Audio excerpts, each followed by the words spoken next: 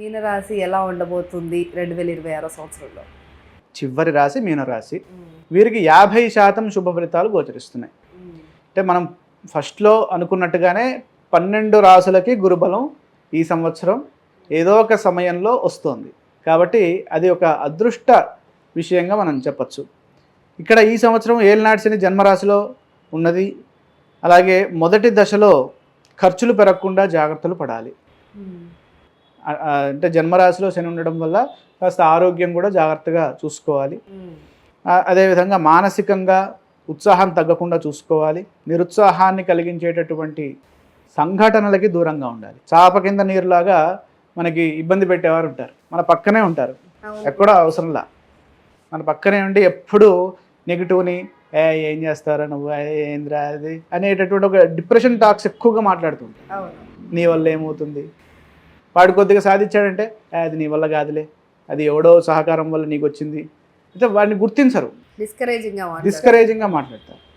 ఎంకరేజింగ్గా మాట్లాడేటటువంటి వ్యక్తులకి దగ్గరగా ఉండాలి. సత్సాంగత్యం ఎక్కువగా ఉండాలి. అలాగే ధైర్యంగా ధర్మ మార్గంలో ఆలోచించి ప్రణాళికల్ని సిద్ధం చేసుకోవాలి. మానసిక శక్తి కార్యసిద్ధిని ఇస్తుంది. అదేవిధంగా ద్వాదశంలో రాహువు సంచారం చేస్తూ ఉండడం వల్ల దూర ప్రయాణాలు చేసే అవకాశం ఉంటుంది. అలాగే నిద్ర తక్కువగా ఉంటుంది. నిద్ర ఎక్కువగా లేకుండా రాత్రిపూట ప్రయాణాలు అస్సలు చేయొద్దు. ఈ నైట్ డ్రైవింగ్స్ పనికిరాదు. కాబట్టి చాలామంది చూస్తూ ఉంటాం, తెల్లవారుజామున అప్పటి వరకు పడుకొని తెల్లవారుజామున వెళ్తే అక్కడ తెల్లవారుజామున మనకి రేపొద్దున వార్తల్లో వస్తూ ఉంటారు. అట్లా కాకూడదు. కాబట్టి మనము జాగ్రత్తగా, అంటే కుటుంబాన్ని దృష్టిలో పెట్టుకోవాలి. మనం సీట్ ఎక్కామంటే వెళ్తున్నప్పుడు వెళ్ళండి, అలా ప్లాన్ చేసుకోండి. సూర్యోదయం అవుతుంది, మంచిగా ఫిట్గా ఉన్నప్పుడే. ఇప్పుడు మొన్న ఇండిగో పడిపోయింది ఎందుకు? అక్కడ రూల్స్లో సరిగ్గా లేనందువల్లే కదా. అంటే పైలట్స్ వాళ్ళ యొక్క సామర్థ్యాన్ని నిరూపించుకోకపోవడం వల్లే కదా. కాబట్టి దాన్ని మనం దృష్టిలో పెట్టుకొని డ్రైవర్ సీట్లో కూర్చున్న వాడికి ఏలినాటి ఉందా లేదా, ఉంటే వాడిని పక్కన కూర్చోమని, లేని వాళ్ళు డ్రైవ్ చేయండి. అదేవిధంగా ముఖ్య కార్యక్రమాల్లో భయపడాల్సిన అవసరం ఏం లేదు. కారణం ఏంటంటే మీనరాశి వారికి జూన్ 2వ తారీఖు నుంచి గురుబలం ఆటోమేటిక్గా పెరుగుతోంది, ఇబ్బంది ఏం లేదు. గురువు గారు ఎప్పుడైతే ఉచ్చస్థానంలోకి వస్తారో అప్పుడు విశేషమైనటువంటి కార్యసిద్ధి, సంతానపరంగా అభివృద్ధి, సంతానం కోసం చాలా ప్రయత్నాలు చేస్తూ ఉంటారు. చాలా గత కొంతకాలంగా అనేక విధాలుగా. పాపం వారికి ఏదో దోషంతో అది డిలే అవుతూ ఉంటుంది. వారికి ఈ సంవత్సరము పంచమ బృహస్పతి యోగం వల్ల సంతాన సిద్ధి కలిగే అవకాశాలు 100కి 100% ఉన్నాయి. అది ఒకటి.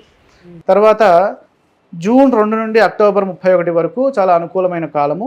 ఇది ఒక విశేషమైనటువంటి శుభ కాలంగా మనం పరిగణించాలి. ఇది ఒక మీనరాశి వారికి ఒక వరంగా మనం చూడాలి. కారణం ఏంటంటే పంచమ బృహస్పతి యోగం ఉచ్చస్థానం, మళ్ళీ ఇది కేవలం మీనరాశి వారికే ఉంటుంది. అదనమాట.